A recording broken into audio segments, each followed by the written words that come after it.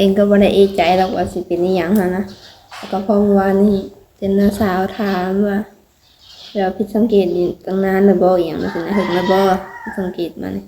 ก็บ่ได้หึงว่าหักแต่เฮาให้ชีวิตนั่นตั้งแต่บุญบ้านเฮาพู้นแล้วว่าบุญพระป่ามันแต่เวียงพอมื้อเดียวนั่นแหละว่าให้แต่บ้านเองก็จนฮอดอาจจะพรประมาณ16หลักบ่16หรือ18นี่แหละฮอด20หลักก็ตักน้อยให้ตั้งแต่พี่ฮอดพุ่นบัดฮอดพุ่นสั่นเฮาเมื่อว่าละอายก็เลย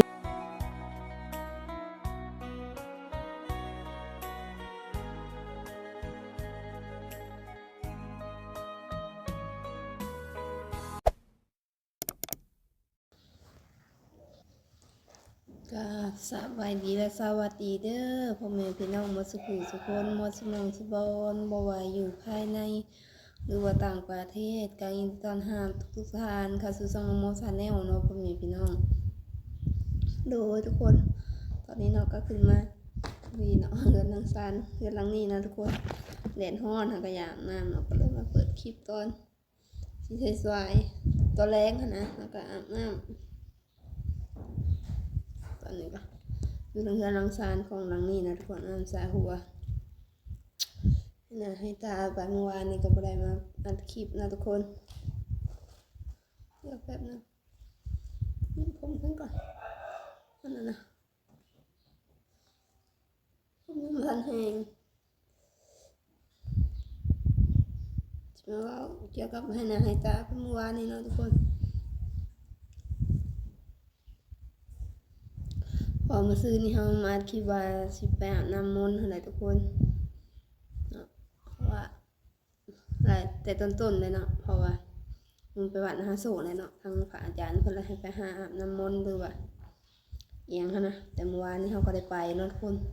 สิมาเล่าเรื่องเมื่อวานนี้มีหลายสิ่งหลายอย่างที่เกิดขึ้นกับเฮาหั่นนะก็ได้ไปประมาณ7 โมงเช้านี่แหละออกจากเรือนเนาะเมื่อวานนี้สตางค์กินเดียวทุกคนกินหนึ่งมันรุดออกแล้วเนาะประมาณ7 โมงออกจากเรือน7 โมงเช้ากระทู้ให้แม่น้องเบิ้ลแหละส่วนแม่น้องเบิ้ลไปน้ำเมื่อวานนี้ของสาวเมฆเนาะไปนำกัน2 คนแล้วก็ไปบ่อหนึ่งแล้วก็บ่พ่อทุกคนบ่พ่อทั้งหมอเพิ่นเนาะพ่อทั้งพระอาจารย์เพิ่นบ่พ่อไปมองที่2เพิ่นก็ให้3 มื้อนี่ป้าน้ำวันนั้นเพิ่นนะ3 มื้อเนาะแล้วก็จังได้ไปเอา3 คืนให้เพิ่น3 มื้อหาก็ได้คืนหนึ่งเมื่อคืนนี้2มื้อแรง3มื้ออื่นมื้อฮื้อแล้วจังได้ไปเอาได้3 คืนจังได้ไปเอาไปบอนที่3บัดจังได้ว่าทุกคนบอนที่3ยังบ่ทันได้อาบน้ำบ่ทันได้หยังซ้ำเนาะเพิ่นได้เบิ่งในดอกไม้ก่อนหั้นนะแล้วเพิ่นบ่ให้อาบน้ำบ่ให้อาบน้ำก็ยังบ่วิดเพิ่นว่าเพิ่นให้ไปแก้หรือว่าอีจังมีหลายอย่างนะทุกคนก็ขอความซะขอนะเนาะขอบ่เว้าซะขอความไปเพราะว่าต้องได้เหตุวิธีอีหยังเกี่ยวกับแก้กับเรื่องตัวนักกรจังได้อาบน้ำได้เพิ่นเ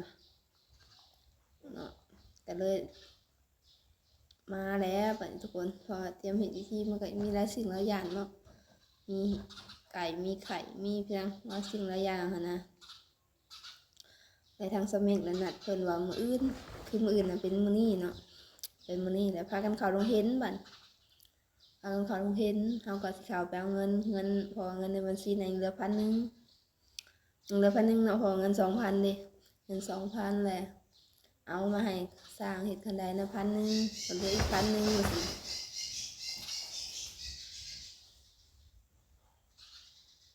เหลืออีก1,000แล้วไปกดเมื่อวานนี่มันบ่ได้เป็น1,000ทุกคน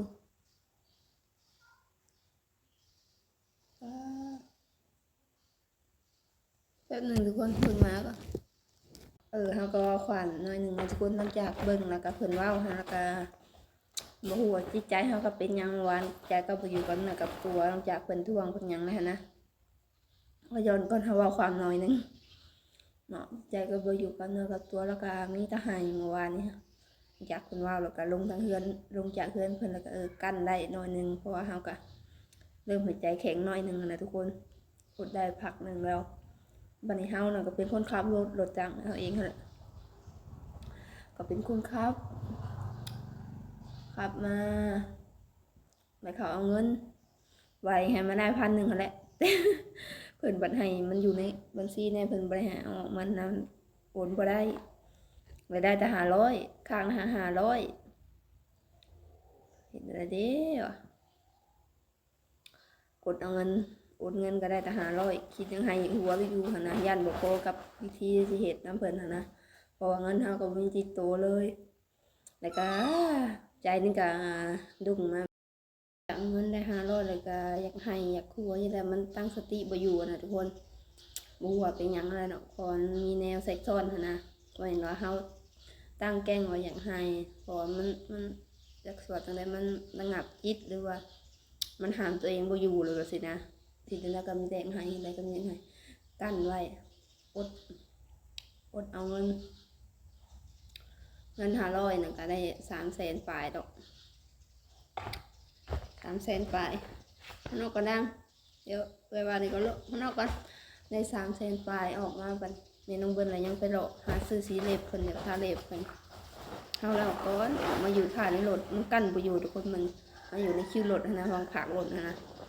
กั้นบ่อยู่ให้บ้านกลุ่มอย่างนั้นรถให้แต่ให้บ่แฮงยังหูเมื่อยอยู่ว่าอายหั่นนะให้มาจนแม่น้องเบิ้ลออกมาแม่น้องเบิ้ลออกไปเมื่อว่าซั่นอดเอามาแล้วมาหดกลางทางบัดทุกคนให้กือขึ้นเขาคิดว่าว่ะให้กือขึ้นมาคิดว่าเฮานี่ขับรถสิบ่รอดแล้วหั่นนะบุญตะไฟก็แม่น้องเบิ้ลเนาะพอน้ำสติบ่อยู่เลยตั้งสติบ่ได้แล้วจอดปุ๊บเอาว่ะครับว่ะบอกให้เอื้อยนะครับครับว่ะบ่ไหวแล้วว่ะแล้วก็ให้ตั้งแต่มองในหอเดือนกลับบ้านให้เบิ้นให้คอยได้ให้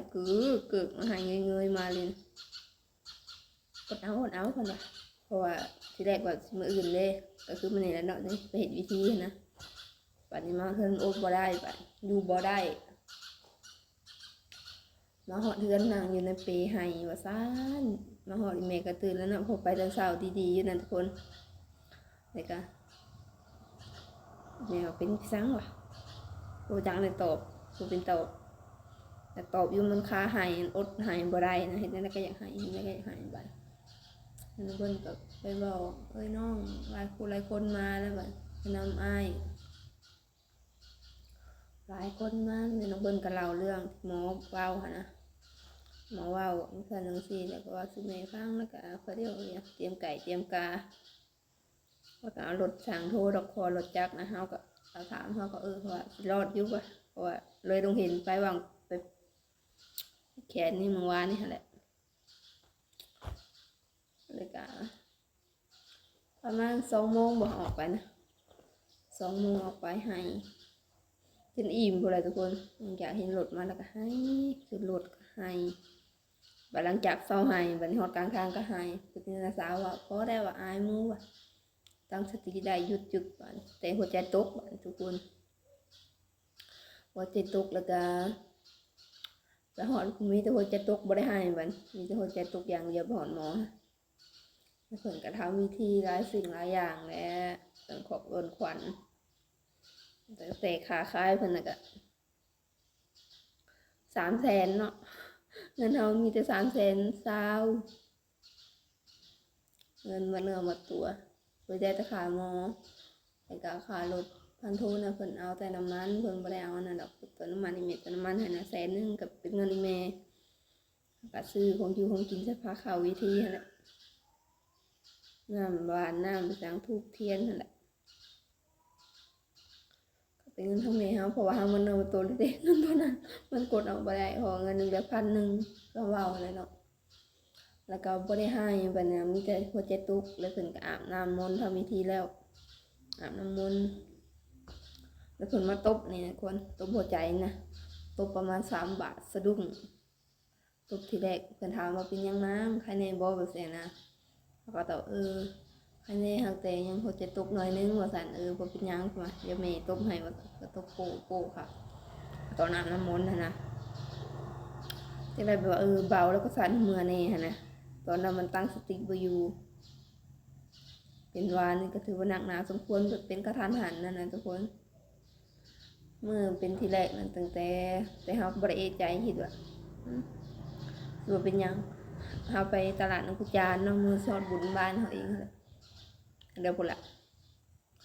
ตลาดน้ำกุจานหรือว่าตลาดอาสะพรนั่นแหละให้แต่ทางแหวบ้านเขาหอดอาสะพรกึกมือนั้นนะ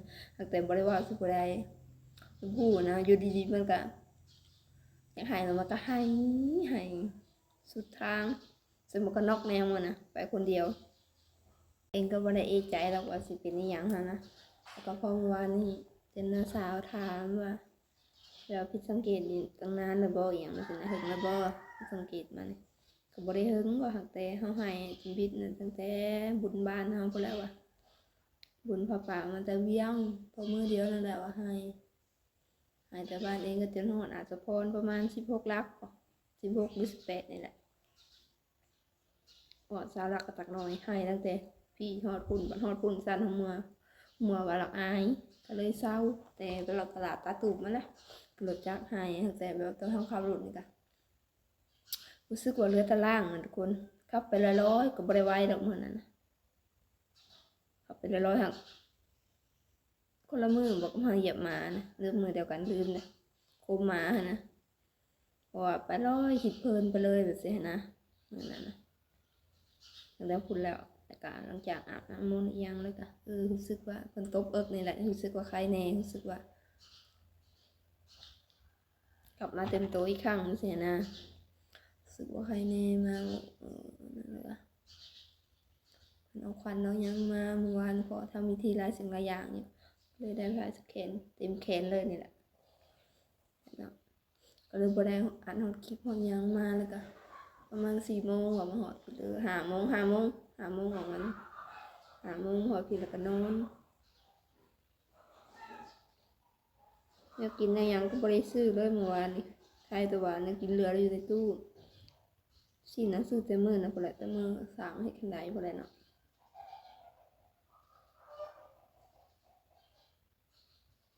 แต่พูดแล้วก็แล้วก็เมื่อคืนก็นอนก็ยังเป็นเลยตึกน้อย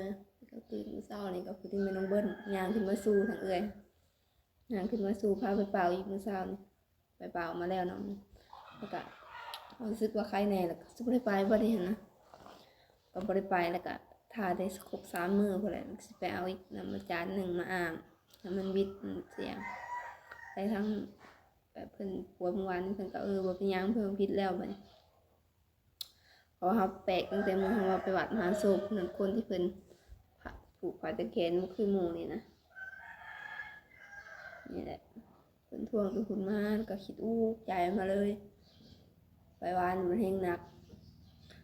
คุณยังแม่นะเพิ่นก็ทวงว่าเจ้าเป็นนักแล้วมื้อนี้ฮะแม่นว่าเฮาคิดจังไห้มันมือแบบนี้นะไปตามน้ามองที่1เพิ่นก็ทวงให้ระวังมองที่2คือมองที่1บ่พอนะเมื่อวานมองที่2เพิ่นก็ให้ระวังว่าซั่นระวังนะเด้อนางบ่ให้คิดร้ายซั่นจังซี่แต่เฮาห้ามความคิดบ่ได้ทุกคนเมื่อวานนี้คิดไปเรื่อยเปื่อยเลยคิดแบบว่าเฮาบ่มีตัวตนไปเลยหั่นนะคิดไปทั่วเมื่อวานนี้เขาก็มาใครเนี่ยมันเขาก็ว่าเขาเป็นนักแล้วคิดเดียวบันตั้งสติไปอยู่แล้วบันมันจะอย่างให้อย่างเดียวแล้วว่าวก็บอกว่าข้านอยากว่าวมันสินะมันจะอยากให้อย่างแหละมันกระจุนสาวขึ้นมาเยี่ยมหาก็เมื่อกินนี่เนาะใครแน่แล้วว่านี่ดูหายจะบริหัวอายหัวอย่างเลยแหละมาแต่เมื่อนึงเองก็บริหัวแล้วให้มันตั้งสติไปอยู่มีแต่หายอย่างเดียวแล้วก็น้ำในใครในสว่างในแล้วถือว่าเป็นนางทุกคนเป็นมาบาทเดียวเลยนะแบบตั้งสติไปอยู่เลยคันตะไดเขาไปเอาเงินวานเงินกระไรดอก500บาทว่าอะไรนะพอได้ค่าหมอแหละพอหมอบนเหตุที่นะคุณเอา1,000 300,000เงินเขาลดค่าน้ำมันนั่นแหละน้ำมันให้สร้าง แม่เฮาเป็นคนออกเพราะเฮาบ่มีเงินเด้แต่ก็อีสังซื้อข้าวซื้อ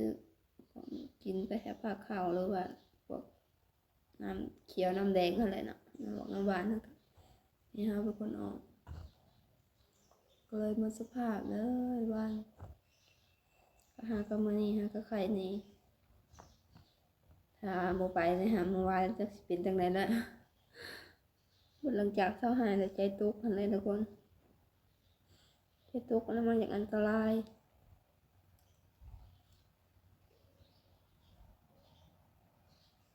คนเฮา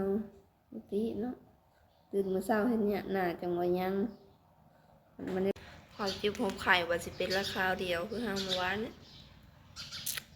บ่ได้ให้แล้วก็ให้ยินบ่จากเช้าเลยสิเป็นแล้วมันข้าวเดียวมันบ่ได้ยาก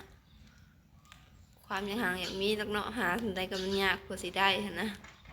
ความหาเงินหาคำถ้าเรื่องเป็นมันบ่ได้ยากบาทเดียวมันก็เป็นส่วนว่า